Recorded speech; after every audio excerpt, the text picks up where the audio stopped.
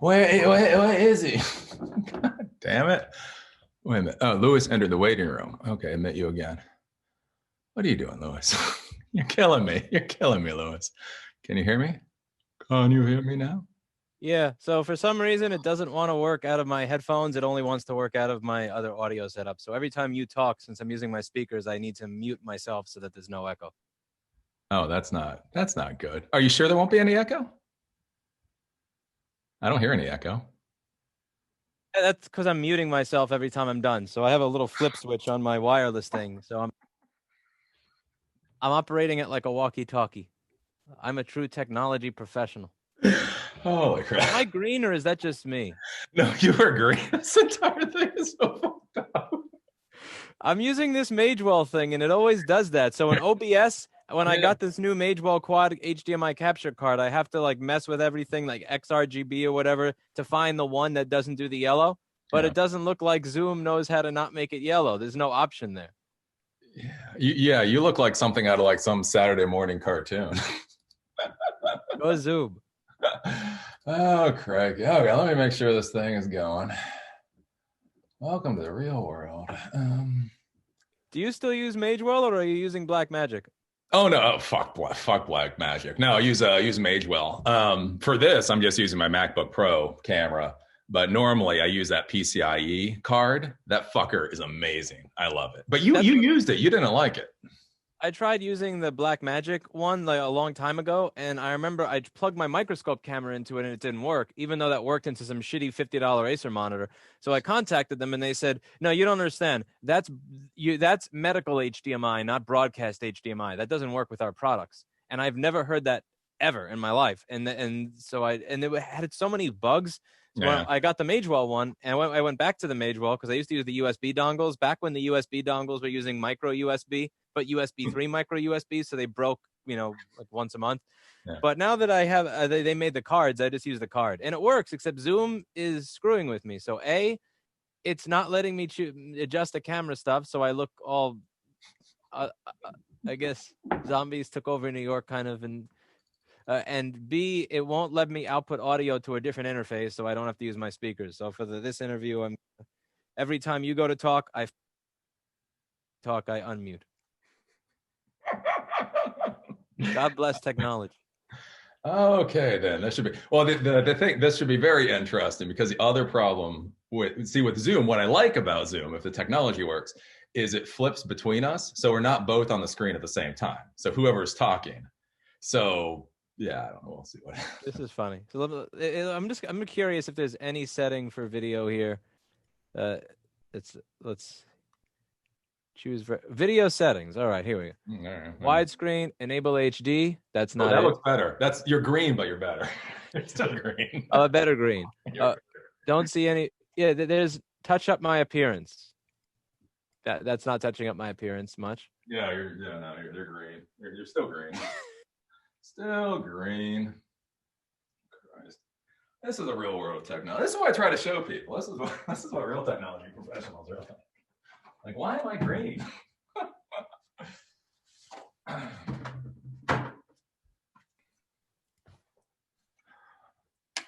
Here, let me listen. Make sure we're actually. Oh, no, that's wrong. Quit. Why am I green? Oh, there you go. Oh, we got sound over there. Okay. Can you hear me? I can hear you. Can you see me? Yes, I can see you. You're green though. You're green. Fuck Zoom. Okay. So what's going on? So how big is your company now? How many employees are you up to? Somewhere between 19 and 21. I keep it variable because when people are new, I don't know if I'm keeping them or not, which is why someone asked me on my comments, why do you always provide a range of employees? It's like. That makes sense. So, damn. So you were at 12 last year, right? I was at 12 to 14 last year. God damn. So you've grown quite a bit over the past year then. A few years ago, I was at 3 or 4. So what's going on with the New York economy? Like, that's what I don't understand. Like, you should be fucking failing right now. You should be failing so fucking miserably right now. There's a bunch of reasons that that's not happening. So the first is every single Apple store in the country was shut down, which raises demand for independent, which means people only have less options for repair. So even if you didn't want to go to some jackass wearing an Under Armour shirt with a weird broken camera, you don't really have as many choices as you used to. So I don't know how many people would go to an Apple store before they came to us. And there's lots of surveys that I think some people at repair.org were doing where they showed most people that they asked had no idea independent repair exists. Now they're forced to find it. And my hope is that once they're forced to find independent repair, as you often say, it breaks the inertia and people don't go back to going to the Apple store. They tell their friends, you should go here. I would, their website said it would be $750 or $1,200, and here it was $200. And so that's a big part of it. And the second one was everybody's working from home. So you don't have your company laptop, your company stuff. You're stuck using your own stuff. So now the consumer is, how do I put this? All the IT support stuff, if you're working from home, is now your responsibility as an employee, where it wasn't before. So if you're spending an additional 8 hours a day on your personal piece of hardware, the likelihood of you dropping some coffee onto it is much greater than it was before. Damn. But what about how many computers are you getting a day now then? Usually mail-in is approximately 30 a day or so. Jesus And Christ. walk in for the end of March and April, it just plummeted. It was a ghost town. We had, like one person showing up a day or one or two people showing up a day, but then it started to pick up later. The problem with it after it picked up later was a lot of people would drop stuff off. They just wouldn't be able to pay for it, and they wouldn't be upfront in the beginning. Because when people are upfront in the beginning, I'll say, my office needs cleaning. Can you help me with this bike motor thing? I need boxes bailed in the basement or something. And if your board repair is an easy one, like, let's trade. But we've had cases where people just weren't upfront. They knew they couldn't afford it. They left it. They knew they're not getting it back if they can't pay for it. So we're just stuck in this kind of shitty limbo. I've tried to give as many like comped repairs as I can for people that are genuinely struggling and hurt, but that's been a big part of it. Right after the slowdown. So do you require like a deposit or anything when they're dropping their system off? Anything that is not something I can sell, we require a deposit for. Here's the thing: we used to have a requirement for certain data recoveries to have a deposit. We just didn't get into the higher price data recoveries until recently. Like platter damage on a drive and that kind of, or bad heads and stuff like that. Now we require a deposit on it up front. And if someone, it doesn't want to pay it, it's like I'd much rather find out in the beginning than later. For normal repairs, we don't. But I can't. I'm not Mark Zuckerberg, and I can't sell your data. I'm not allowed to do that. So I can't monetize your baby pictures. Your baby pictures may be worth $1,100 to you from a drive that's clicking with scratches in the platters or whatever, but that's not worth $1 to anybody else. And obviously, you can't sell people's data unless you're Mark Zuckerberg. There you go. So that's interesting. So how long do you keep a computer before you sell it then? The policy is 45 days. What I have in the contract is 45 days. In reality, I wind up keeping them for almost like a year, sometimes 2 years. Half of it is because it's a real annoying waste of time to go through them all. But the other reason is there's just some like bad karmic shit about throwing people's stuff away on day 46. So I try to avoid throwing people's stuff away on day 46 but like once it's, 4 months, 6 months, a year and a half. And I look at the ticket and it's, like we've text messaged you 30 times. We've called you a bunch of times and you don't pick up. Then I I toss it. It's also a sliding scale. If I see that you can read the messages. So I have something in my CRM system where it'll tell me, did you read our email or not? And if you didn't read the email, then I'll try to reach out to you a couple more times. If it's mail-in, I'll even try to do mail. But if I could see that you've read all the messages and you just never, or like we call you and you always hang up on the first ring, I know you're avoiding us, and I stop caring as much. Oh, okay. So what's the legal? Because especially you being in New York City, the last place in the fucking world I'd want to do business is New York City.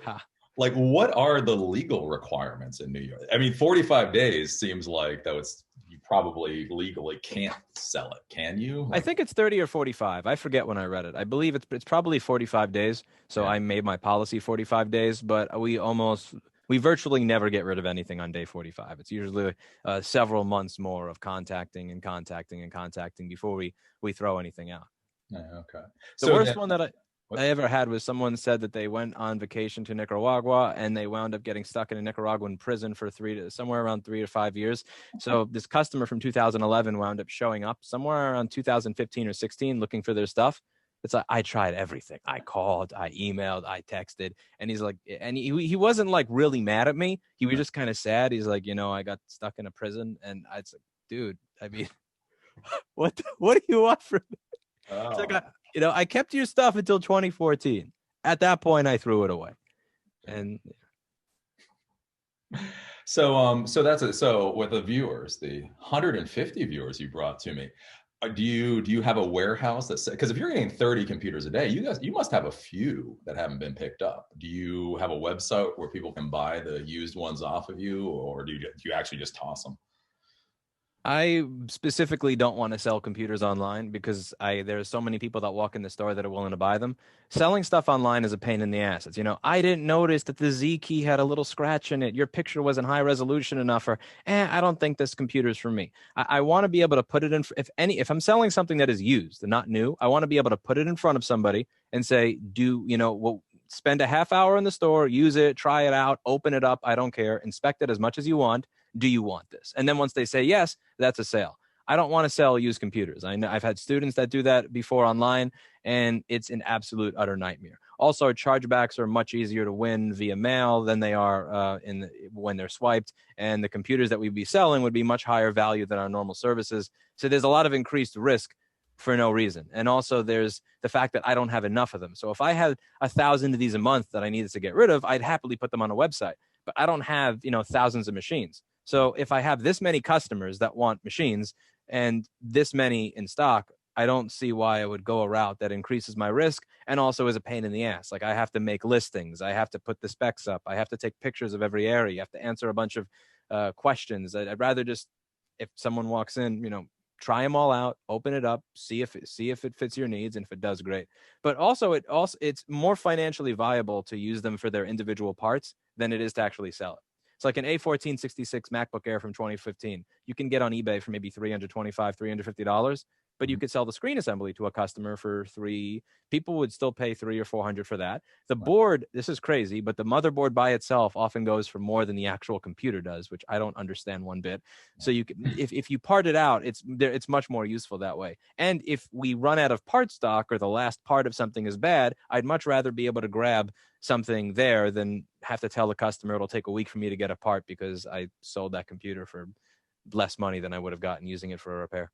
Yeah, that's interesting. So how does it work when you're using used parts like that, like with warranties or what?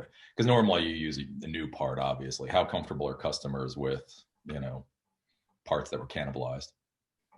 It really depends on the machine. So for some machines, the only stuff that are, like, for instance, if I'm doing a motherboard replacement, there's no such thing as a new part for that. Like if I'm replacing a screen, almost all the time those are going to be new because like you can't physically rip the LCD by itself out of the new machines where it's glued in without destroying it.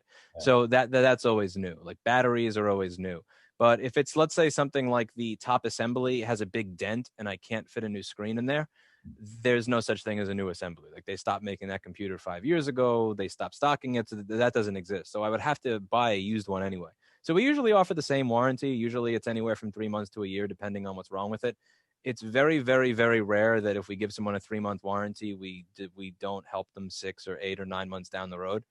But most of the things that we do here have a warranty of a year. And if something goes wrong, like a little after it, we usually just give it to them on the house. Oh, that's interesting. But in terms of used parts, I mean, most of the, I'm a lot of the repairs that I do, I'm ripping chips off of, donor boards that have holes in them anyway. So I'm pretty upfront with people when I'm using either new or used crap. So when someone said, what chips are you putting on the board? Where are you getting it from? I say, well, there's a person in China that's probably taking this motherboard and he's probably putting it up his shirt or putting it down his pants so that it doesn't get thrown away in a dumpster. Then he's cutting it in pieces so that he can fit it into his clothing. Then he's smuggling it out of there and probably mailing it to me or some distribution center. And then I'm going to take the chip off of that and put it on your board. Like, any questions? I would like to be able to go to Intersil or Texas Instruments and purchase a CD3217 but I can't. So there's this entire cottage industry in China of crap that was thrown away or junked or considered not good enough for production or whatever that winds up getting scrapped or turned or whatever the hell happens to it that winds up in the United States. Hmm. So is it becoming harder for you to get parts, or is it about the same as it's always been? Yeah, so check this out. So this is let me find a donor board, for instance. Let me find an example. So this all right, so this is a donor board. This is, let's say, a MacBook Air donor board. So it has typically they rip the CPU and all the stuff off of it. These are boards that had some sort of physical damage, so they weren't good enough to be used in a machine. You can see they have like a tear over here, but I can get everything I need off of this. Now they've become stricter when it comes to like what happens with the stuff that gets thrown away in the garbage. So you can't actually buy donors anymore. So what I get is it's like a chicken wing. So like this is the breast. This is the wing. You have to buy it separately. So this is the wing. This is the breast. This is like this is the thigh. Like I can't buy the entire donor board anymore. I can only buy pieces. Those are parts of a motherboard. Yes, this is parts of a motherboard. So like you could see they cut it off, and this is pure speculation on my part, but I'm guessing that when they're throwing the shit away, they are putting more security around the shit that is being thrown away. This is pure speculation, so that the only way that they could fit it up their shirt or something or whatever is if they cut it up into multiple pieces. It's hysterical, but like this entire. So I tell people this is how close I was to not getting your data. The chip that I need to do it comes off of here. This is the pathway for it to make its way to, it's very ridiculous. So are you having any more issues? I know, was it a year or two ago, like your iPhone screen shipments were snagged by ICE. Would that kind of thing get snagged by ICE? Is that legal theoretically? I don't know if this would be. Like, they would have to make the case that it is a counterfeit or a knockoff. Now, typically the case that they make when they say that something's a counterfeit or a knockoff is this is their product, but you're not on the list of approved vendors. Okay. Since you're not on the list of approved vendors, you're not someone that's supposed to have this, which means this must be counterfeit because there's no way that somebody could be sending this to you. I don't think that this stuff would be grabbed because it's very difficult to tell what this is. Like, your average customs and border patrol person is not going to look at this and go, oh, this is an 820-3115 because the number's on this section. I could read that and see that goes into an A1278 from 2012. They're not going to do that. So with me, it was batteries. With Jessa Jones, it was iPhone screens. But some people in Florida were telling me that what winds up happening is you could actually take an iPhone that you bought in China, you could take the parts out of it, you could mail it to yourself in America, and there's a good chance if you do that, it could wind up getting taken by customs because they'll say it's counterfeit. And the reason it's counterfeit is it has an Apple logo. You're not on the list of people that can purchase these things that have these parts with the Apple logo, so it gets taken. And there's not much you can do to fight it? Not really. You just gotta. That's why most people use a Sharpie to cover the Apple logo. But the problem there is then people will say, "Well, why are you covering the Apple logos? Why are you doing that? Are you doing something wrong?" And it's like, "Well, no, I'm doing something right." But their system of telling if I'm doing something that's right or wrong is ridiculous. So I need to get around it because a customs agent is not going to sit there and try and figure out if that's an original MCP79 on the motherboard or not. That's not happening. They need to come up with I imagine they have to come up with a scalable way to get people to know what is counterfeit and what is not, or what do we allow and what do we not allow in across hundreds of thousands of industries. Like, how are you going to tell if, I don't know, just say another industry. How do you tell if the handbag is knockoff? Then, 2 hours later that day, tell if the steel pipe is a knockoff, tell if this adhesive is knockoff. There's so many different products that they have to deal with. It's probably a really difficult job. So they have to really simplify it down as much as they can. So, it's just standard. You just cover up the logos, rip them off if you can. I don't care if any of the parts that I get have logos on them. It makes no difference to me or my customers. Oh, that's okay. So do you have standard suppliers? Do you have like a Newegg of China that you go to for this stuff? Or is it just randomly off of eBay or something? What you do is you find people in China and then you wire them money and then you pray that what they send you actually works. And you do this enough times until you find someone that you trust. And then once you find someone that you trust, you continue doing business with them. But it really is, I'm going to wire you $3,000 for this small order. I'm going to pray that what you send me is actually something remotely close to what I actually want. And then we go from there. And again, I would much rather pay a significant price premium to be able to go to mouser.com and buy my ISO 9239 that way, but that is not the world we live in. Wow. So like, what's the biggest order you order out of China then? Do you have like $30,000 orders, or is it? Every now and then, because there are certain parts that, so you can purchase certain screens when they're produced, but then you won't be able to purchase them again. So for instance, the A1466 MacBook Air screen, the LP133WP1 TJA, that screen I bought at $72. I bought about 300 or 500 of those screens. And right after I bought them, they skyrocketed to 145, 165, 185, 200, 250, and then they weren't even available anymore. So what that meant is that what if every other repair shop is charging $300 to replace that screen, and their cost of it is like $280 or whatever, my cost was still $72 because I bought a bunch of them. And so the way that I will make up for when I buy a bunch of stuff that winds up not working, or I wire money for things that I can't get money back on and they're just bad, is those times where I hit the lottery and I buy something at a great price because I bought it all while it was still being produced. So there was this one LG broker in 2013 and 14 that I bought a bunch of excess stock from. And it was, I think at the time, like 500 or 600 screens for 2 or 3 different machines at ridiculously low prices. And I used those screens for a good, I think, 3 years. Wow. So are you running into any more problems? Because you were doing a fundraiser at one point where you were signing the screens that had become worthless. Have you run into any more of those issues with Apple? Let's see. Not off the top of my head. But Really? yeah, that was a crappy one. And the operating system update, it stopped seeing those screens, even though those are like you could see on the PC board. It is the same LG model. Yeah. The thing that's aggravating is like tiny screens, like cell phone screens, are very you can make knockoffs of those. But the larger the screen gets, to what I've been told, the harder it becomes to knock it off and do a good job of it. Like a 3 or 4 inch screen, yes. A 15 or 17 inch screen, that's much more difficult. So it's not like you have, 50,000 knockoff vendors making fake LG screens. Those were the real deal. It's just they weren't programmed for that machine at the factory. Yeah. So they stopped. So like that part sucked. Yeah. The thing is, I still would have been ahead on that because, but that's the thing that people don't get. They say, you bought this part for $80. Why am I paying 300 or 400 to fix it? I mean, there's the new screens. It's not like taking out 5 screws anymore. It is a nightmare, and you can ruin the original assembly while doing it, which winds up costing you more than the entire repair. But B, at any given time, these $72, these parts that I got could become worthless if a switch is flipped. Yeah. And that is like that's part of the risk. There's a risk reward that really sucks in this. Again, like I would rather just pay literally twice that to just get a part that I can rest easy and know is always going to work. And if there's a problem, I can return it and so on and so forth. But that market doesn't exist. Have you run into any problems like with that screen? So you must have put that into a number of computers.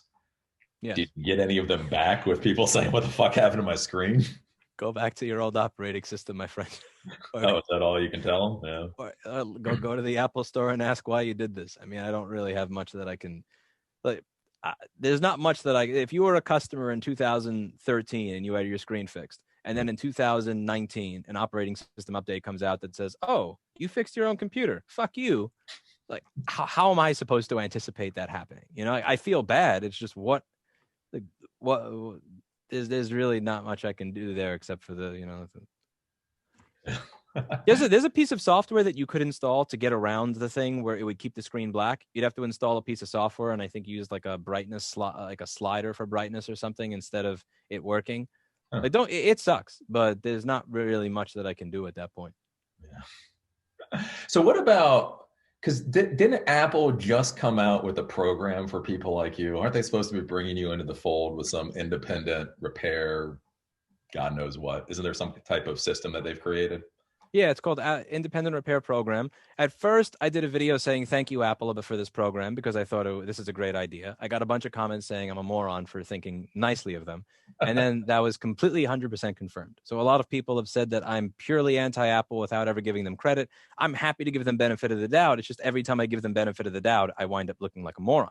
So for instance, let's say you want to have a battery replaced and you come to my shop and I'm part of the IRP program.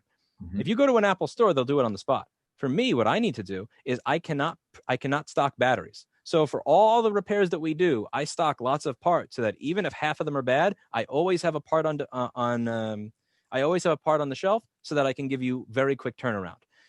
With that program, I need to I can't stock parts. I can only buy exactly what I need. And the way they verify that is by asking, I think for the serial or the IMEI or something of your phone. So I need to take your customer information, including your name and your address, by the way. So you have to give me your address, even if you're a walking customer. And then I need to submit that to Apple, and then I can buy a battery. Now I have to wait for the battery to come in the mail, which, as you figured out with, I think, your dog's medication, that's a mess. So I have to tell you, you have to wait for the mail to bring me a battery. Then once I get it, I'm actually paying, I forget the exact rates. You could look them up. I have to pay this ridiculous price, like $50 or $80 or $100 for the part, even if I'm only charging you $45. And then I don't get the rest of that back until I send Apple back your battery and get credit. Now, let's say your phone had a non-OEM battery or something like that. I may not get credit. So I may actually lose money on that repair. But the hardest part of this is I need to figure out how to sell you, the customer, on waiting several days for an iPhone repair that every other shop in the country is going to say, sure, give me 5 minutes. That program is a complete waste. And then there's also the issue that there's most of the parts I can't get. I can't buy chips for motherboards. When that program first came out, it was screens, batteries for iPhones. So if you have an iPhone with a bad charge port, can't help you. If you have an iPhone 6S with a bad headphone jack, can't help you. If you have an iPhone 7 with a bad power button, I can't help you. The charge port can't help you. Speaker can't help you. Earpiece can't help you. Only batteries and screens. And if you have a MacBook or an iMac or a Mac Pro, I still can't help you. So that program was, in my opinion, designed so that when people say Apple is a monopoly or Apple is anti-repair, they can say, no, look, no, we're not, Congressman. Look, we have the independent repair program.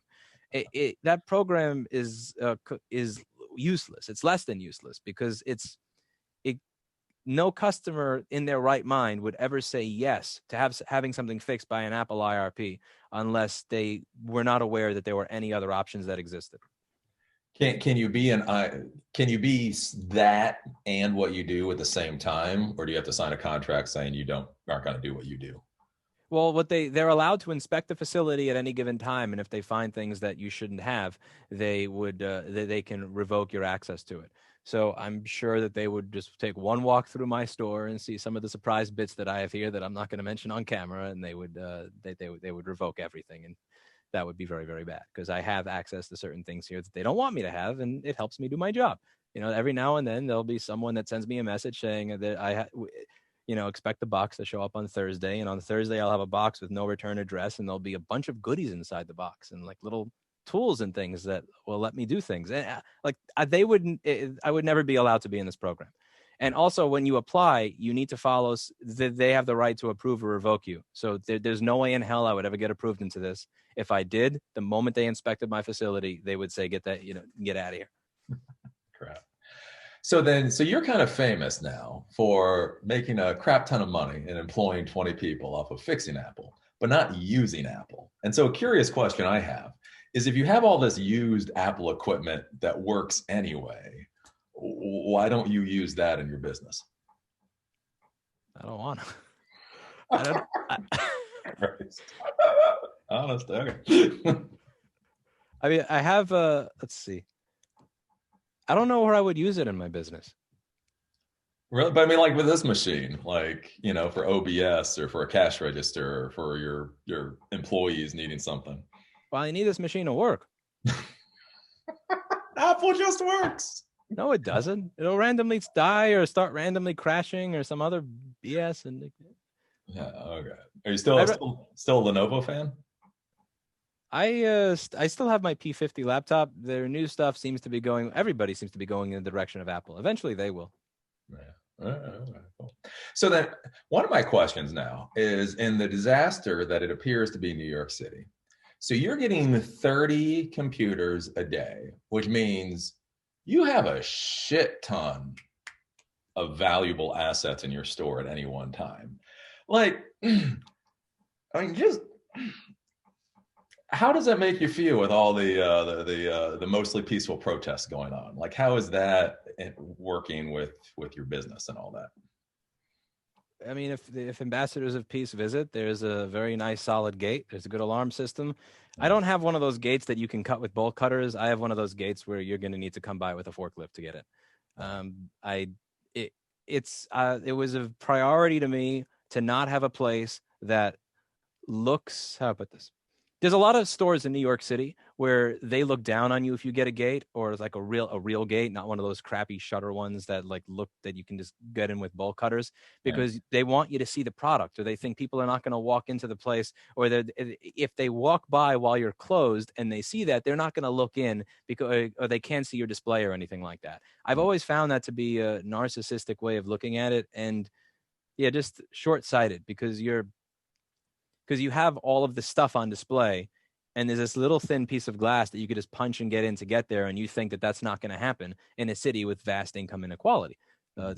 You have these people that are walking by areas every single day on their way to work, every single day passing by a place where even if they if they took 3 months salary and didn't pay any expenses, they can't buy something in that store. So you're just kind of like taunting them, and I think that that's ridiculous. And what happened in late May, early June showed you what happened on all those stores on Fifth Avenue that have all that $3,000 stuff in the window that all these people walking up and down every day, working, doing normal jobs can't afford. They took it. I'm not saying it's right. I'm just saying the reality is it's ridiculous to not have some sort of system in place. So I'm not that worried about it, because if we're at once we get to the point where like my place is a target for that, I don't know, I'm probably dead by then, so I won't care. But I mean, like, but I think you said in your videos, I mean, the freaking Korean barbecue place was a damn target. I mean, no gate. No, was that it? They didn't have a gate. Yeah, they didn't board up their windows. They have no gate whatsoever. It's just pure glass. It's like that. They had that modern, that beautiful, pristine, modern storefront look. I don't care about the beautiful, pristine, modern storefront look. I want a storefront that you can't drive a tank through. Okay, maybe I'm being a little like I'm exaggerating there, but you get the point. I don't care about the prettiness of it. I want it to be secure. And don't get me wrong, if 60 people show up and drive a Jeep through, they'll probably eventually get in. But I don't think if we get to that point, that's probably going to be happening at like a Best Buy or someplace that doesn't have a bunch of broken shit. Yeah. But yeah, I boarded up my windows in late May. I boarded them up again a few days ago. De Blasio, that fuckface, was saying, I don't understand why all these businesses are doing that. Why would they do that? Our public safety officials said that that's probably premature. It's like, fuck you. What skin do you have in the game, you cunt? Well, all of these public safety officials that are saying, I don't understand why business owners are doing this. Like, do you own a store? Do you have your life savings in there? How, if my place gets looted or has stuff taken, how many lawsuits are going to be filed against that public safety professional? Like, none. There's no skin in the game there. So the way I explained it is, a gate is a good gate, like not the shitty shutter one, is a few $1,000. Okay. And a good gate is a few $1,000. Some plywood, a few $100s there. That's really that's not a lot if you're running a business of this size. Yeah. The entire place getting ransacked, that's bad. So the risk, it's like with the mask thing, what I was talking about, the risk versus reward. Mm-hmm. So cost of having everybody wear those surgical masks, 30 to 60 cents per employee per day, or payroll, or paying a payroll of $15,000 to $20,000 a week for 2 to 3 weeks with no income when everybody gets sick. So I'm perfect. Let's say that I know you have a lot of people that watch that think COVID is totally fake. So do I. We have lovely comment sections that we share on this lovely platform. Let's say COVID is totally fake and these things don't do anything. I'm more than happy to say, okay, you know what? I was wrong. I wasted a few $100s on masks, and I'll look back on these pictures, 10 years from now, and how stupid we looked wearing them. But I'll take that over if I'm wrong in the other direction, which is I'm paying $20,000 a week in payroll and have no income. So, yeah. So then, with the riots and the violence and all that, has that affected your business at all? Like, you as a business owner, other than putting plywood up, obviously, has that changed any calculus for you? Not really, just raised my blood pressure, but it was already up there already. Honestly, there are areas where you see videos of it happening every single night, and New York it isn't one of those places. So there was 2 days or so at the beginning of June where it was absolutely out of control, and then it just went away. And then you just had, your little concentrated pockets of people actually being peacefully protesting.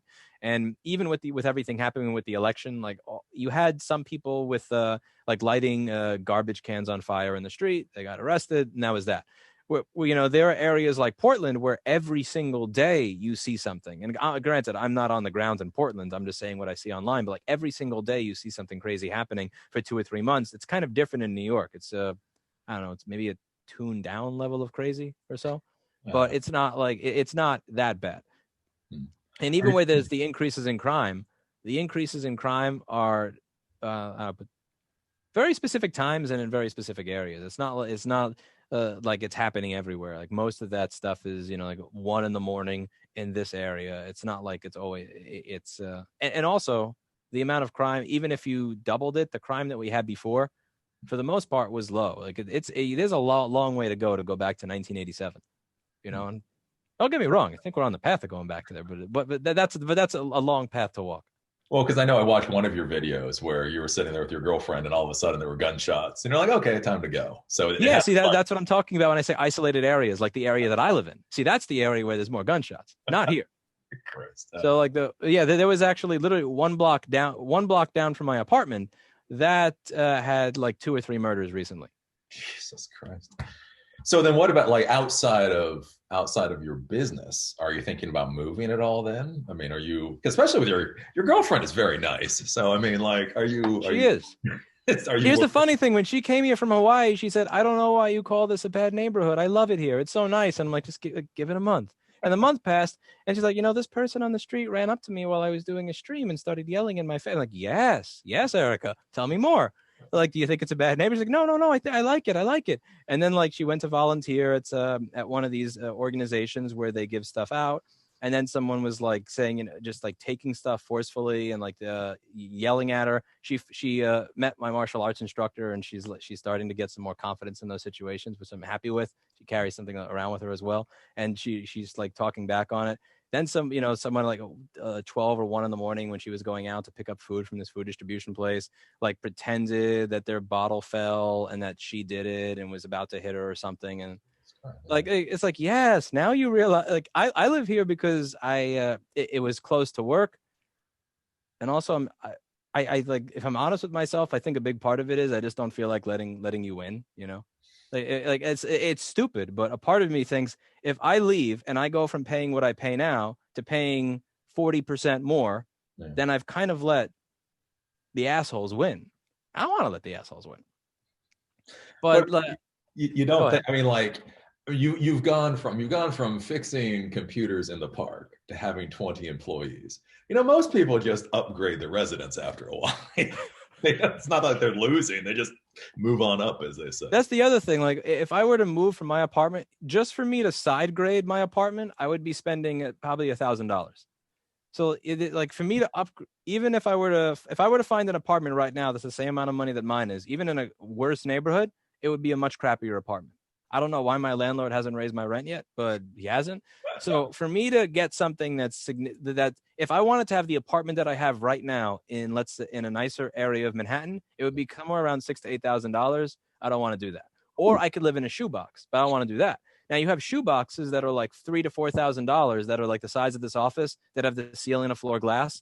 I don't want to live like that. I want to have the entire floor to myself, or like 70 or 80 feet in room, so I feel like I have space. And right now I have space. I can come home. I can listen to music at 3 a.m. and nobody cares because there's the sound of gunshots and other stuff anyway. That's probably keeping them.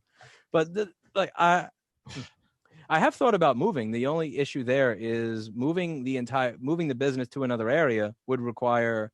In the beginning, the issue with moving would have been losing the business. So in 2013, I put a big push towards mail-in because mail-in business meant independence, means I can leave. Now I always said once the tipping point occurs and I have more than 50% of my income comes from mail-in business, then I can get out of here. Yeah. And that I reached that tipping point this year. That happens around April, and it's stayed. Like even as walk-in has come back a little, mail-in has just done this. Right. But now the problem becomes how do I find people that know how to do all the specialized stuff someplace else and just get them up to speed immediately. Because if I have 30 or 40 or 50 things coming in a day, I can't wait 2 or 4 months to get new people up to speed. They'd have to be ready to go immediately. And this is not an easy industry to just find people. Can you get information off a phone that's been in the ocean?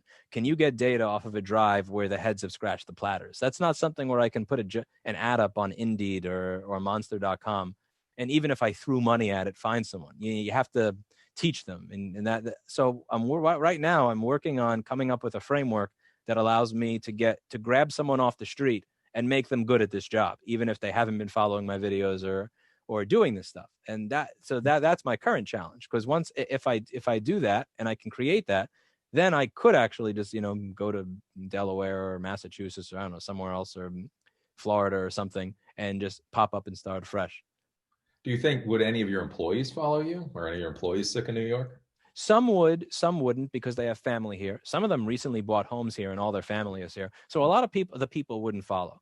And like a lot of what I know, there's what's the guy's name? There's a lot of people that say that you have a business if you have something where you could just have a book, hand it to a totally new set of people, and they could be up to speed immediately. And they're right. That's a big part of it. But I think a big part of it is also the people that you have. And recreating like what I have here somewhere else would take me several years to find those people. I'm willing to give just about anybody a chance. I don't care about your background, your criminal record, or your resume, your education. I'm willing, but I go through a lot of people, and I'll give a lot of people a chance to find the people that are like the people that I have now. And I like that. It's going to be, it would take a very long time if I move somewhere else to find all of that. The company is not just the procedures and the policies and the advertising and all that. It's also the people that are doing the work. And my worry is I leave to go somewhere else. And it winds up, just turning into a you break, I fix, or an I fix and repair, or a CPR, or something like that. Yeah. Okay. So is there something about New York that makes it easier to find employees? Because again, like, so in a year, you got an 8, hopefully good employees at this point. So like, is there something about New York that just makes it good for finding those types of employees? No, it's just population density. It's not that there's nothing special here. It's just there's so many people that there's a lot to choose from. It's not like it would be harder. I don't think it would be necessarily harder somewhere else to find people. It's just I already put in the time here, and then I would have to put in that time somewhere else. Some of the people that have here have been here for 6 or 7 or 8 years, and it took 3 or 4 years to find those people, and they're very good. Now, if I had to replace each one of them piecemeal, that would suck, but it's totally doable. But to do that all at the same time, which would be a nightmare. So there are different strategies for moving. There's one strategy where you open up a store somewhere else and you let it start up slowly and organically and find people. That's one way of doing it. The other way of doing it would be to just change my Google listing that has over 1,000 reviews, change the Yelp page and everything else over to the new location, in which case it would immediately go to the top of Google for that area and it would get overrun. So that would only work if I was able to take 70% of the staff here. Now, if I were to move somewhere else, I would probably not have walk-in business immediately. I would lose the walk-in business, which is, at this point, like 40 to 50% of it. So I could, if only 60 or 70% of the staff said that they want to move with me, I would still be good. It's just, I don't really know if I am at the point where that many people would want to just upend their lives for this job. Could you move like a little ways, like to New Jersey or something? Because like, if you're getting 30 computers in per day now, plus or whatever, like, could you create like a depot facility, like go to a light industrial space that's going to cost you a shit ton less than your retail space, and kind of create like a satellite facility that way? Have you thought about that at all? That's something that's doable because I do have employees that live in New Jersey. It's just like I don't know how to put. If New York were to go to a completely apocalyptic situation where I'm at the point where I think my gate is my gate like really good enough, or is there a tank that's going to be going through here?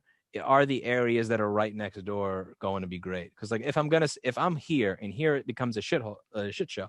Yeah. Like, is moving right over here the right thing to do? Investing all that money into moving and setting up a warehouse versus just going, all the way. Some, middle of nowhere, South Dakota or something. So when do you run out of space there? Because I know, like, when I saw your office like last year, you were able to, again, the most impressive thing in the world, again, the technology stuff, yeah, whatever. You shove 14 people into a hallway. So like how many people can you shove into your 1,000 square foot there, do you expect? This place is about 2,300 square feet. So if I was Oh, able to get wow. 12 to 14 people, Yeah. I and everybody here has protested this. I said if 12 to 14 people fit in 650 square feet, by my math, that means that at least 45 or 48 people should be able to fit in here. And then they just like start walking away with their heads down. But they see it coming. They really, because like people have joked this is starting to become the old store already, and it's like, yep. Yeah. My office is going to get invaded very soon because my office is where I can make my videos, and I can also, when I'm not working or something, I don't know, work on my bike or use it for that. But like very, very soon, it's going to be invaded, and I'm sure I'll use up all this space if business does rebound and continue on its trajectory. And right now, it seems like it will. People like the amount of people emailing is going up, the amount of people sending stuff in is going up. The Apple sales, I don't know how the hell they sold more MacBooks last quarter than they did in most quarters with the economy. Maybe we are wrong and the crazy people are right and the economy really is that much better than it is.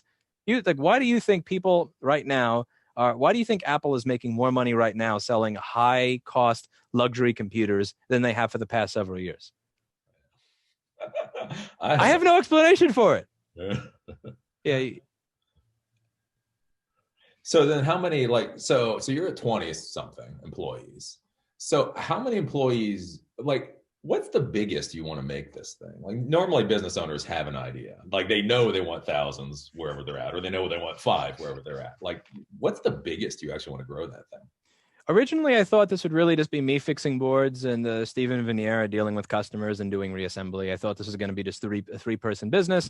And then once a bunch of other repair shops open, I'll be gone. Or once this industry no longer exists, I'll be gone. So I really thought, like in 2011, let me get into the supply business of selling the parts to all the shops, because once there's so many shops, there won't be any business left for me. I was wrong. Then around 2016, I thought, all right, let me just make what I can until all this stuff becomes unfixable. Or like 2014 and 16, I thought that. And then it went the opposite direction. As stuff became less fixable, the people who were able to do it were able to get a larger portion of the business. So I really thought that I would end as end entirely. Then I thought I'll be a 3-person company until my lease ends in 2023. And now I'm at like 21 people or so. So 2021. So I don't know. I'm going to keep riding it and see where it goes. I don't have a plan for how large I'm going to make it. The thing that's been taking up the most of my time over the past 3 months is coming up with ways that I could just take any old person off the street and have them be able to do specific jobs here. So can you deal with a customer in a manner that separates us from a U-Break iFix or a CPR location as someone who started working here 2 days ago? Do I have the template for that? If you're a person who is kind of decent at soldering and a little at electronics, but who doesn't understand how to work on these boards, can I get you to the point where you're as good as Paul or I in less than a week? So all of my focus over the past 3 months has really been in organizing so that if I have to move, I can, or if I have to grow, I can. Okay. So are you finally getting to the point, like one of the things with businesses, a lot of people don't understand is that to really, I would argue, to really have a business, you should be able to have a heart attack and die, and the business should be able to relatively continue, maybe on a glide path to death, but it should be able to continue. Is your business solid enough now that you could just fall over dead and it could still keep trucking along at least a little bit? Yes. Yeah. It wasn't it was in 2014, and I get to a point where that's the case, and then I wind up adding a bunch of stuff to it, and then I step back to see like what did I miss or what systems did I not set up so that I could not be here. And that happened around June. I stepped away for a little bit, and then I saw that there were things that weren't running the way they were supposed to. I spent like 12 or 14 hours a day for a lot of September and October fixing it. And now I'm at a point again where I could just walk away. But every time I get to that point where I could just drop dead and everything would continue, I wind up getting bored. And then I say, I want to try something new or get into that happened in 2014. I went on a vacation for like the first time in 3 years, and I left for 3 weeks. I came back and we made $6,000 more than we did when I was here. But so then I got into the board repair thing. Then I was stuck in a hamster wheel because I was the only one who could do board repair. Then I taught other people how to do that. Then it's all right. Let's see if we can do hard drive data recovery if, heads crash and things like that. Yeah. Then we got, now we're at the point of making manuals for that and teaching other people how to do that. And like all the little systems, every time I get them settled, I wind up getting bored and saying, let me try something else. So I'm at that point right now, but I'm sure I'll wind up finding something else that. So when you think about it, when you think about yourself, like one of the big problems when you're growing a business is there's the transition point from when you go to the technician, basically when you go from being the cheapest employee to being the boss. Like when you think about yourself now, are you still a technician or are you more of a business owner? Is your job business or is your job technician? Business owner by far. By far, okay. Like if there's 21 people, just coming up with systems to make sure that everybody's doing what they're supposed to is going to take, that's a more efficient use of my time than actually just sitting there and fixing a board. And even when I would sit there and fix boards, that's purely to have YouTube content to create, because I think I'm a very, very poor actor and very poor social media person, but I'm the cheapest board repair social media person I can hire. So like when I'm fixing a board, that's really to make a YouTube video. It's not because if I didn't fix the board, it wouldn't get fixed. Okay. So then, and where do you go? So like people go to you to learn how to do board repair. Where do you go to learn how the hell to manage 20 employees with work order systems and billing and communication? All the logistics, all the workflow. How do you figure that out? You fuck it up and then you sit there and want to cry at 2 a.m. when you look at it, and then you come up with a system, and then you say, okay. The problem is once you come up with a system that makes sense, then, well, if you didn't have that system in place for the last 6 months and you should have, and things were doing this and you didn't notice it until it got here, if you start fixing it, now you have to just make sure it doesn't avalanche over you. So like so for instance, we had I think 13 pages of tickets. So we had 1,300 tickets at one point. And a lot of those tickets could have been closed earlier, or they could have been solved earlier if certain systems were in place. But I didn't know. But by the time I noticed it, it was at a point where if I want to address it, this is going to take 12 or 16 hours a day for the next 3 weeks of my time. And that's assuming things go well. So like, it's really just having those moments those oh shit moments and realizing this is terrible, coming up with a system, not giving up and crying because you realize that you came up with the system way too late, and then rushing as quickly as you can to get everything done properly, so that you don't wind up having this avalanche come over you and just knock you out entirely. And so when you think about your business now, like, are you an Apple repair business? Are you an electronics business? Because when Apple does full hardware verification at some point and truly tries to get rid of you folks, like, are you an Apple company, or like, what do you think about as a company when you think about it? MacBook repair and data recovery. Data recovery is becoming a bigger part of it, but since a lot of those are MacBooks,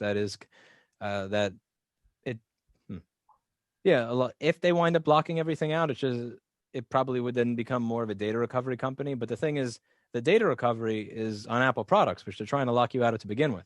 I don't think of it as a general electronics repair company. Rather, I think of it as a company that offers a very specific set of services, but aims to be the best at it.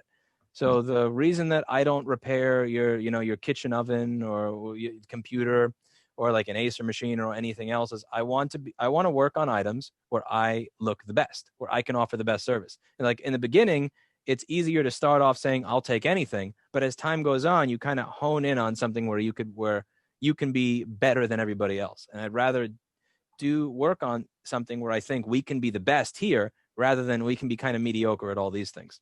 So I like the fact that for the machines that come in, I can test them because I have a part on the shelf for every single one of these. I have documentation for every single one of these.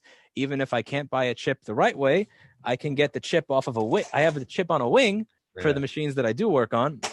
So I'd rather keep my scope narrow, get as much business as I can in that narrow niche, and then aim to be the best at it. All right.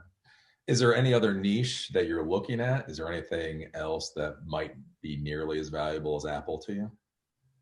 I don't know. Okay. I mean, data recovery is a big one. The hard drive data recovery, people don't back their stuff up. They will always be careless. That's, a lot of people have said data recovery is going to die because of cloud storage being so cheap, because of backups being so cheap. But to back things up, you need to not be anxious and stressed out. and also think ahead and not have anything else that you're worrying about, so that you have the time to think about your backup solution. And now is not a time of low stress for most people.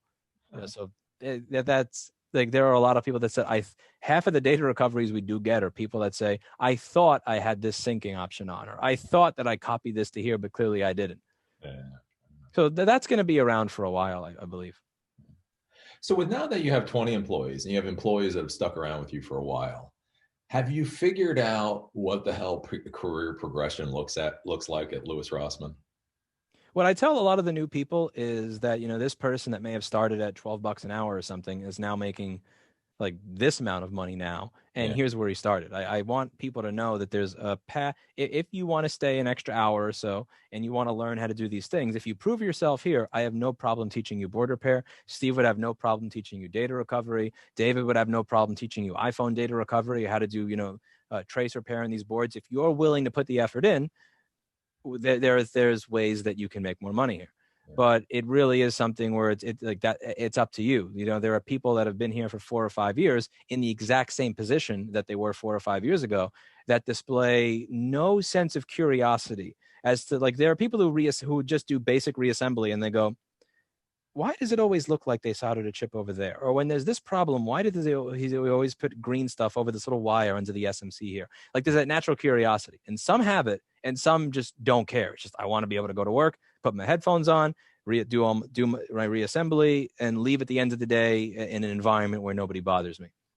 So, for instance, one of the better successes recently was someone who started last year as a shipping person is now doing board repair, and he's actually good at it. He's doing, he's doing estimates, and he's also mentoring and teaching the new people board repair. So he's good enough at it that he can teach people who are starting how to do it. And he started as a shipping clerk. And I want people to see that if they start here, that it's not like I don't intend to keep you stuck at a specific level.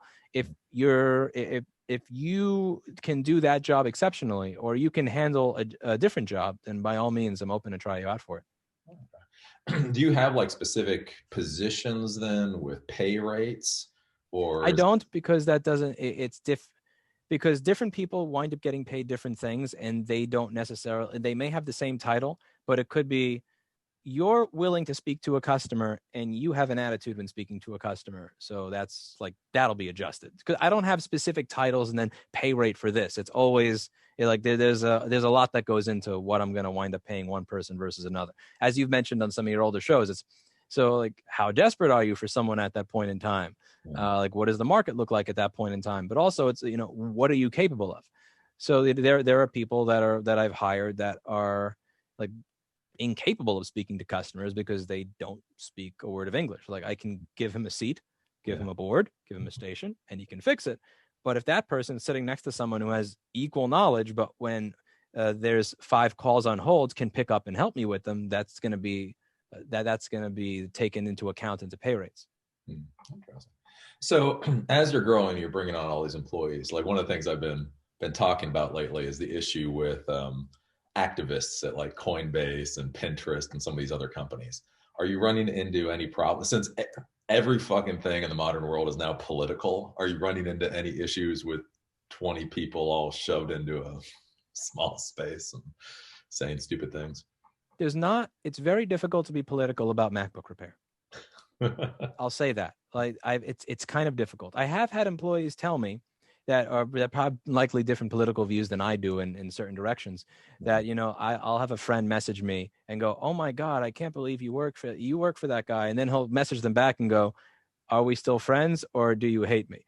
And like that. So that's an interesting thing, because then because he said it's always one way or the other. Either like, oh my God, I want to meet him, or fuck that guy, I can't believe you even work for him, which is incredibly interesting to me.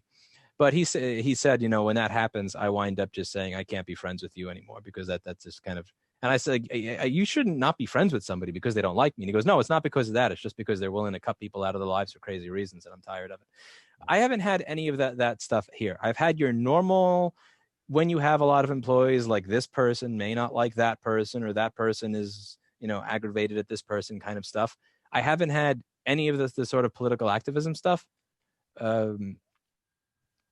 Yeah, because there's not a lot that's political about MacBook Repair. Like with Spotify and Joe Rogan, they're talking about trans issues. He has Alex Jones on his show and all this other shit. Like, where am I going to run into that? I mean, I'm not going to get the Hunter Biden laptop. It's maybe if I got the Hunter Biden laptop, maybe I'd get to find out if what would happen at this company. But there's really not a lot of opportunity for that to come up. And I think that there's also a self-selection process, and the people, because most of the people that wind up working here are people. I use YouTube to hire people. So so it kind of self-selects you out, because if you're the type of person that watches my content and thinks, I hate this person, then you're not going to show up to the interview. I don't hire off of Craigslist or Indeed or Monster. I in a YouTube video, I'll say, by the way, we're looking for someone who can do this. So the people who watch the channel, it's kind of like where you get your customers from, like Groupon versus word of mouth. Your Groupon customers are going to be customers that are not compatible with your business. They're only there for the coupon. And the word of mouth customers are going to be the people someone who is compatible with your business already recommended to you. So it's usually going to be better. So I think in that regard, the people that work here, even if the ones that do have different political views and different backgrounds, there's something they have in common that keeps me from becoming, how do I put this? Yeah, Coinbase. So that keeps me from becoming Coinbase. Well, I guess that's one of my questions. Like, I haven't been an employer for a while, but one of the things that I don't understand is that these employees seem to have a phenomenal amount of time to worry about activism and everything else. Like, are your employees basically working? Like, my employees basically worked all day. Like, are your employees working all day, or do they have a huge amount of downtime? When they look at their queue, there is probably no time for that stuff. Yeah. Okay. When anybody here looks at their queue, it is filled to the gills with stuff. There's anywhere from 600, sometimes up to upwards on certain days of 1,200 to 2,000 phone calls coming in a day going, where's my stuff? I see you got it at 12 o'clock. Is it done yet? It's 1 o'clock. There's really, it's a treadmill. And if you stop running, it kind of steamrolls you very often. So there's a lot to do here. I think that what we pay for certain jobs compared to other repair shops, and that what they would pay you for that same level of performance is very competitive, but we also have very high requirements for what you're able to do. There's not a lot of time for someone to, like, I don't know, go through a YouTube comment that I left 5 years ago and get mad at it or something. And again, the important fact here is, if that's something that you would do, you wouldn't have applied here, or you would have told your friend when I don't want to work for that person. Because most of my hiring winds up happening now since 2017 through YouTube. So the head of the board repair department was a moderator of my stream, and he had been watching for a year, and he watched me make all of my stupid mistakes when I was live streaming. So when he started, he was able to do a good job. Another person who's come up, who's done a great job, was watching my stuff while he was working at an amp repair shop. He heard that I needed somebody. He came by. The pay was, I think, 20 or 30% higher, even at the entry level here, before he got any of his raises or bonuses, than what he was getting before. So, I mean, I'm sure that we disagree on things, but I'm sure anything that I could have said that would have set him off to I can't work for this fuckface, whatever, he would have left and hit X long before he came in for the interview. So I think the way that I hire people really does keep me from getting people that are going to lose their mind if I say something that they don't like. But again, there's not much that I can do there, because MacBook repair is not very political. Like, right to repair is a political issue, but it's not like we're not getting into the Spotify and the Joe Rogan on like, he made a comment on trans people that they're interpreting as transphobic when it's clearly not, or that there's or the issues of most of the social justice issues that he gets into, or like when he said that Biden has Alzheimer's. I think he's better than Trump because Trump is a moron, but I think Biden has Alzheimer's and the world lost their mind.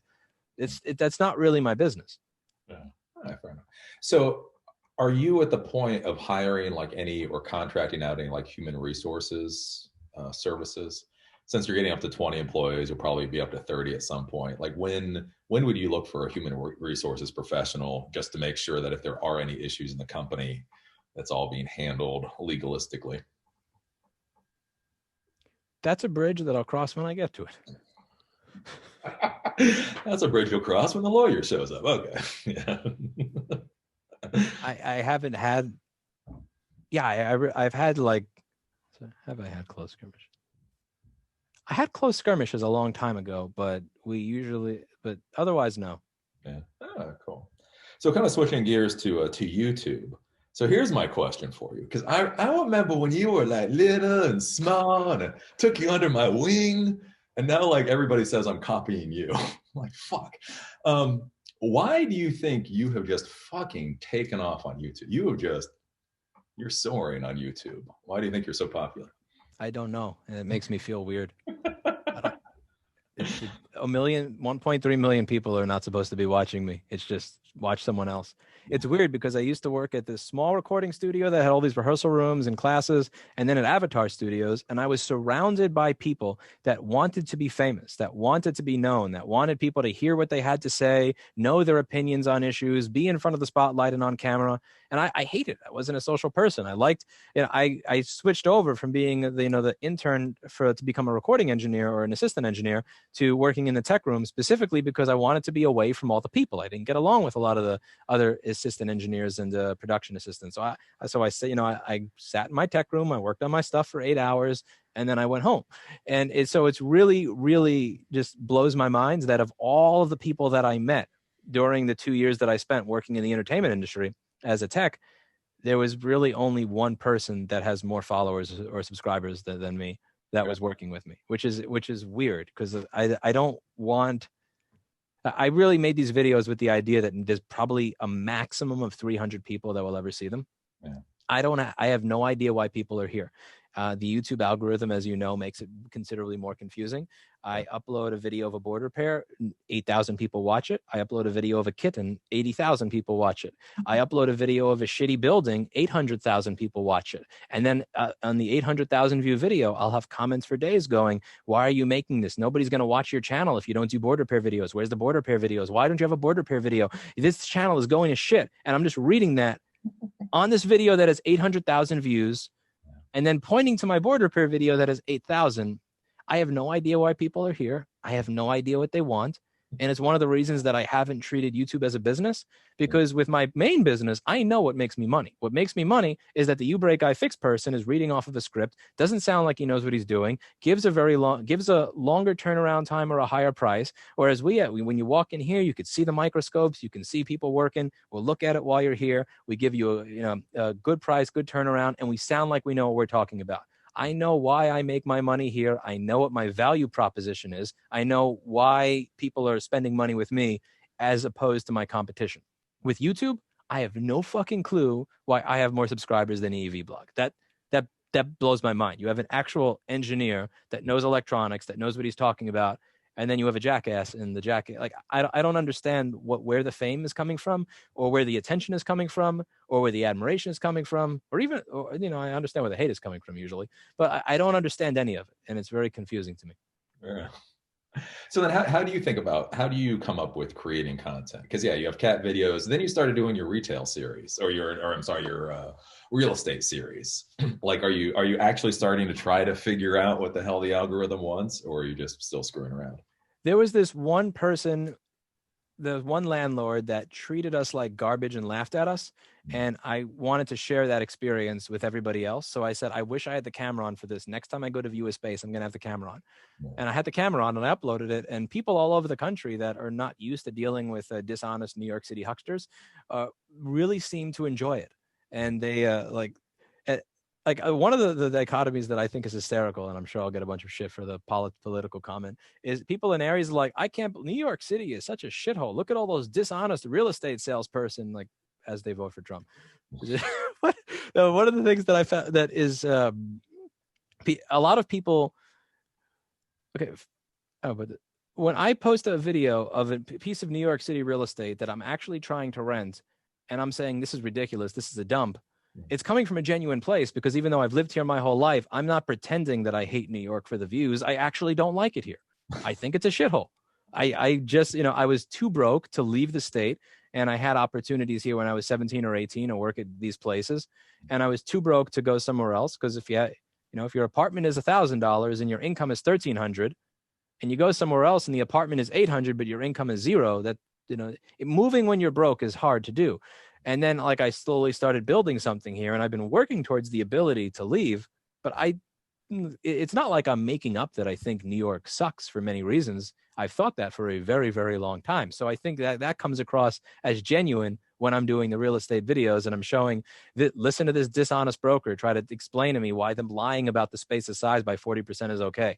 Listen to this person explain to me why this space is worth 25 or 40,000 a month when it's clearly not. Or listen to the super come by and say, as the real estate person is saying, you're going to get a lot of business here, the super saying, oh yeah, the guy hasn't even come in today because it's so dead. Like, that's just hysterical. I think people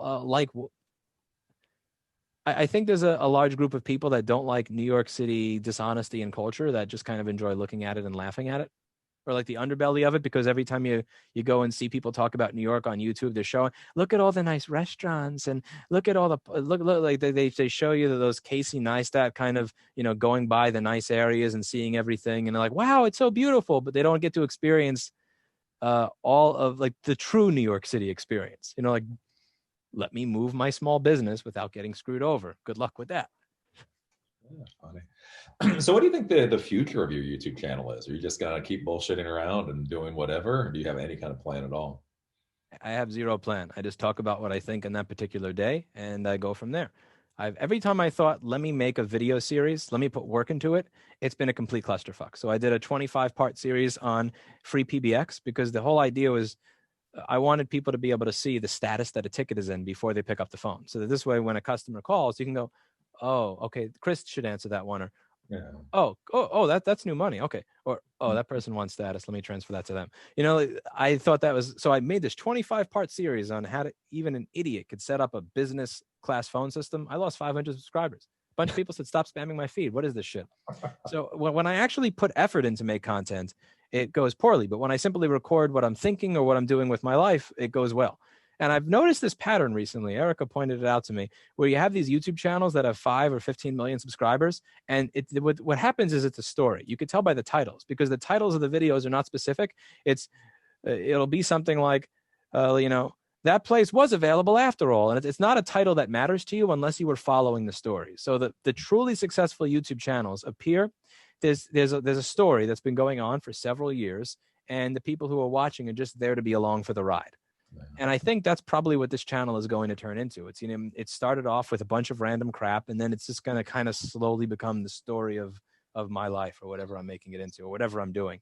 And I think that's probably what I'm going to wind up focusing it on. So the issues that come up as I work on right to repair, as someone who lives in the city during this tumultuous political time, the experiences as I try to grow the business, move the business, deal with things while I'm here, deal with the fact that the company whose products I'm trying to fix is actively trying to erase my industry. So I think I think I answered my own question that I couldn't answer half an hour ago. I think people are just here for the story. Why they think my story is interesting is what I will never understand. But are you interested in this enough that you're going to try to do other platforms, like, I don't know, other things like with Facebook, or like, are you doing Vimeo or podcasting, or are you just going to upload this to YouTube and be done with it? I don't see the point of a lot of the other platforms, because most of the other platforms don't actually pay you. So firstly, the amount of people that will follow you from one platform to another, as you've probably figured out, is awful. So when I tried to get people to watch stuff on Vimeo, even if I was uploading it first on Vimeo, it would get 5 views there, and then it would get 300,000 views here. So getting people to travel from most people are there for the platform. They're not actually there for you. And this is something that hurts a lot of people when they realize their audience really is only there because an algorithm is recommending their video. Yeah, they'll say, my views are being suppressed, or I'm being suppressed, when in reality, it's just the algorithm is no longer pumping you up and recommending you. And now you get to figure out how much people actually care about you. So when I started uploading stuff to another platform, what I found out is a lot of people weren't there for me. They were just there because I happened to be on YouTube. If I go like 1 block that way or 3 steps over there, they stop noticing I exist. So like I deleted my Facebook because every time I logged into Facebook and read what was on it, it would just kind of make me sad. I got rid of my Twitter for the exact same, because it brings out the worst in humanity. And if I'm going to be on a platform that brings out the worst in humanity, at the very least, I should get a few $100 or $1,000 at the end of the month for it, which is what YouTube does. I don't know. Maybe there's other platforms that monetize stuff, but I haven't found them yet. I haven't put in the time to look for it yet. I haven't had the motivation or incentive. So I know you kind of like blow YouTube off a lot. And one of your big things is, you have multiple business things going on. But how damaging would it be to you if YouTube disappeared. Because as you've seen, I was on a live stream one time and they terminated my channel like in the middle of the live stream. I don't Like, even know what you said. I think that seems like just an algorithm farting or something. it was just YouTube. It was just YouTube doing what YouTube does. So like, again, even if you don't do anything, and YouTube just eliminated your channel, how much do you think that would actually hit your bottom line in all seriousness? Well, the thing is, I already have a lot of the benefits from what the channel did. So what the channel did is it brought a lot of awareness to the repair industry and to me, which brought us business. That business then resulted in us getting a lot of good reviews on other platforms like Google Places and Yelp. So for instance, for a place that does board repair, I have yet to see a single business on Google that has as many reviews as we do. But so there's so a lot of the positive effects of YouTube have kind of already been baked into the business. And the business's growth at this point is now kind of going on its own. If YouTube went away, I would lose my rainy day fund because I haven't changed my lifestyle as a result of YouTube at all. Like the only thing that I changed is in the beginning when I had the money going directly to the business, I used that money to have a few extra hours for a receptionist and a tech so that I could spend time just doing videos without being distracted by Lewis as a customer. So but now at this point in time, I just have like that money, anything I make from YouTube, I purely consider that found money. This is a surprise. This is not something I need to make a living. And I'm just putting that into a little fund for when New York City finally does blow up, that I can buy a house somewhere in the Midwest and live happily ever after. So it would affect me in that way. It wouldn't affect my core business. You don't think so? You don't think it would knock 10%? Because so many people find you on, YouTube or Reddit. You get to the front page of Reddit a few times. Yeah, but that effect has already occurred. So I'm not marketing to the individual that needs something fixed. I'm marketing to someone who is curious about the process, who just wants to see a tech work in their room on electronics. And that person is the person that all of their friends ask when they have something go wrong. So when they spill something on their machine, they go to that nerd and go, "What do I do?" And that nerd says, "This is the place you bring it to. I don't care what price he tells you or what they say on the phone or how weird they look. Go to this place and only this place."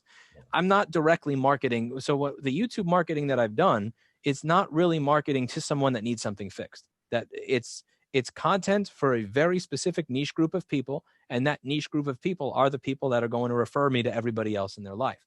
And all that work is done. I think I've hit the critical mass there where there's enough people that find what I do interesting for whatever reason, that know that we exist, that are going to refer business to us instead of referring them to some franchise where everything is done behind closed doors, where you can't see how they work on things.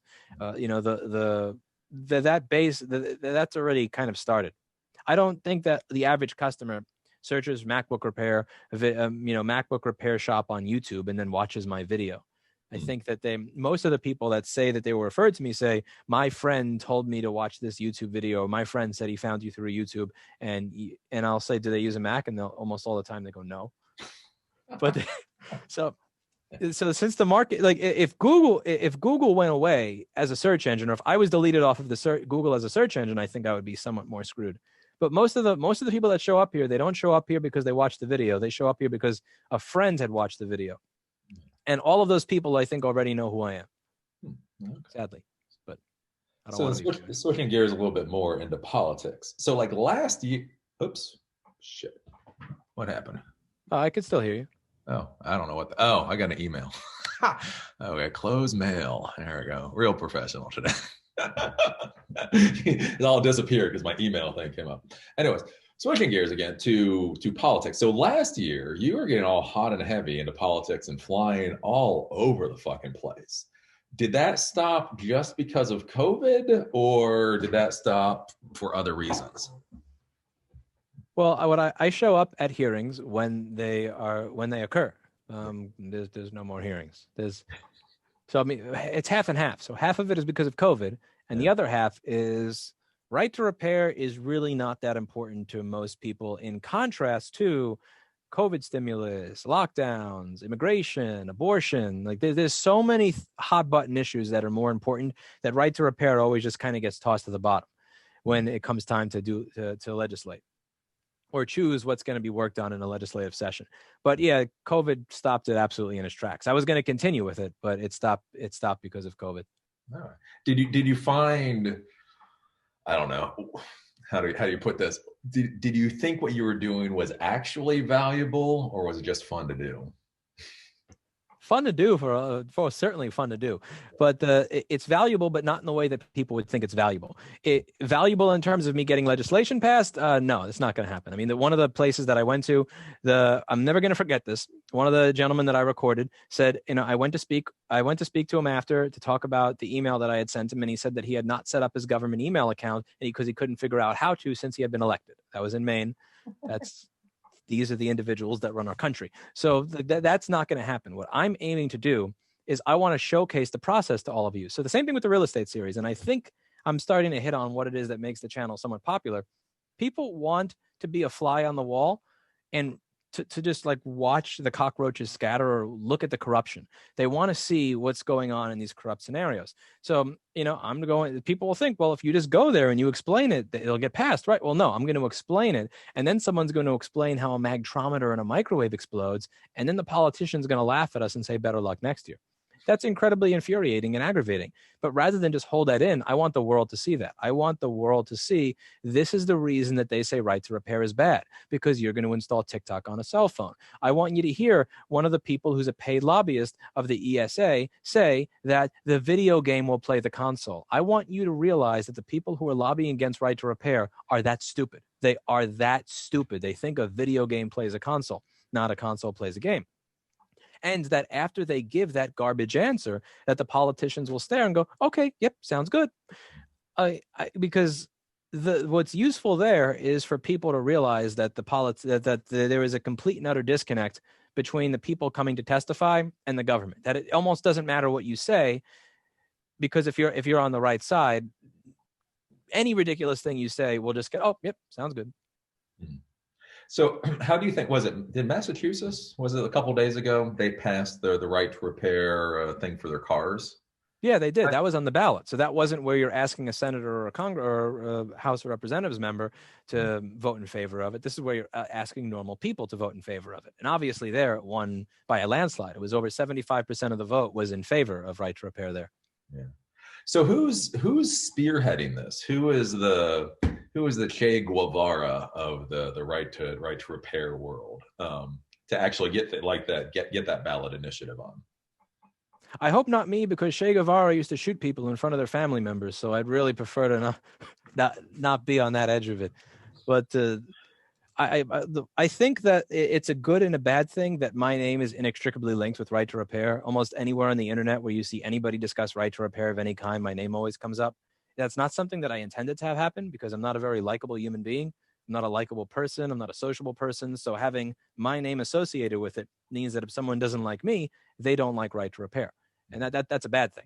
But it doesn't see, for some reason, like I'm the name that got associated. Of all the people that discuss right to repair and why it's important, I'm the one that people found captivating, and I'm never going to understand why. But yeah, I don't know who was pushing for it in Massachusetts specifically. I saw that there was some tire repair shops. I honestly don't know the name off the top of my head. Kind of should, because this is like my issue. I'm having the Gary Johnson not knowing where Aleppo is moment, but there you go.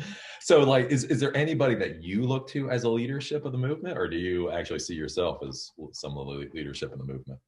There isn't much. There's organizations like repair.org, but they're nice people and they're well-meaning people, but to a lot of people in the repair industry, it's a domain name. Like someone registered repair.org and this is their hobby project to lobby every now and then and update their site. And I don't see it as a hobby. That would be my criticism. I don't see it as a hobby project. I see it as I also don't see it as a movement that can be spearheaded by any one individual. The idea is the first thing you have to do is get people to actually care about it. The way you get people to care about it is by either saving them money when you fix their stuff, showing them how much fun it is to figure out how something works, or getting them to add income to their own business or start their own business by fixing stuff. You have to get people personally invested. So I try to get people to become personally invested.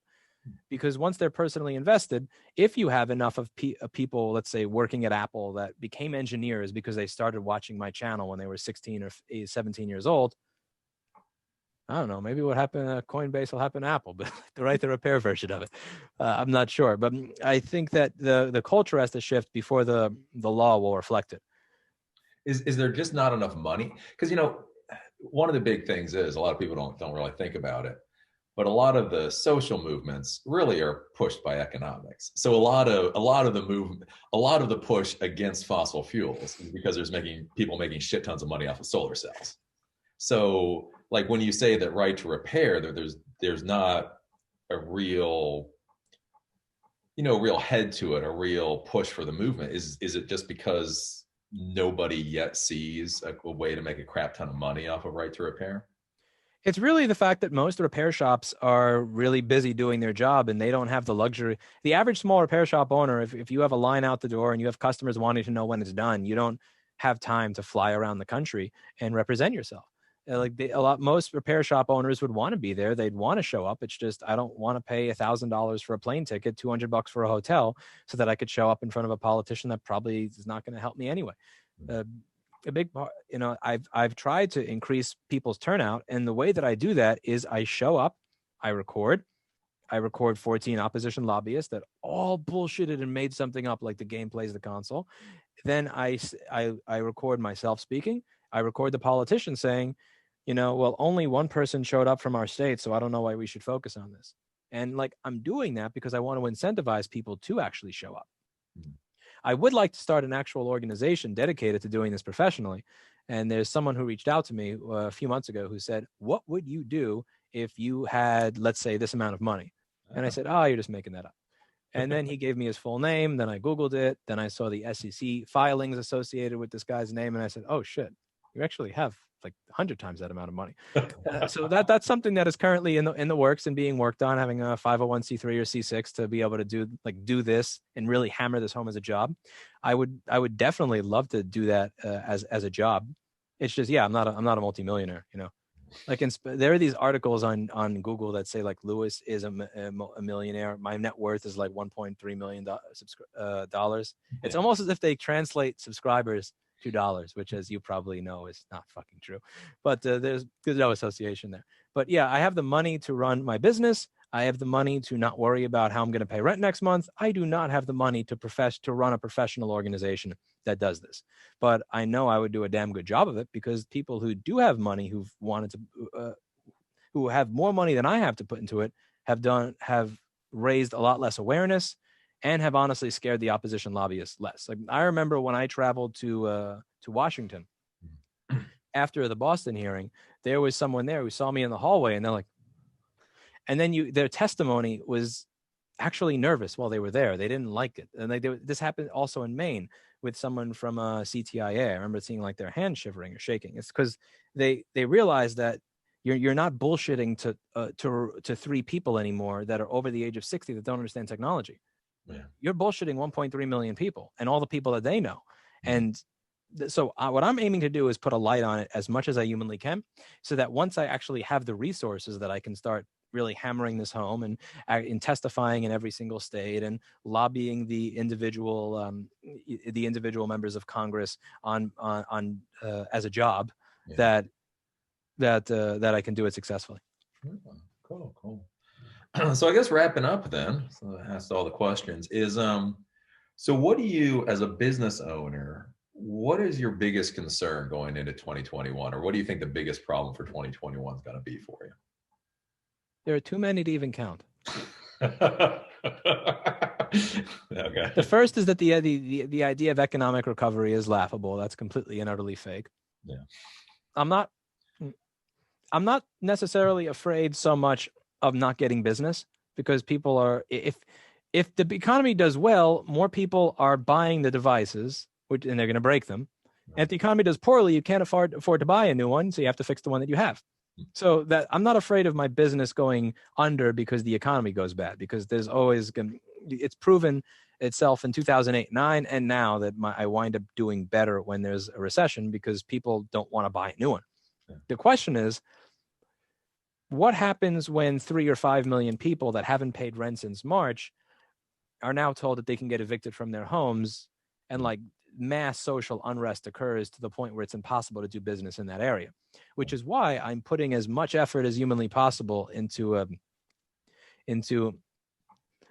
creating proper company documentation and procedures for everything, as if I was a Best Buy or a Kmart, but in my version of it, so that if I have to move, instead of it being, okay, let me come up with all this stuff from scratch, it's all here and it's been here for 6 months to a year. So it's really easy for me to go somewhere else.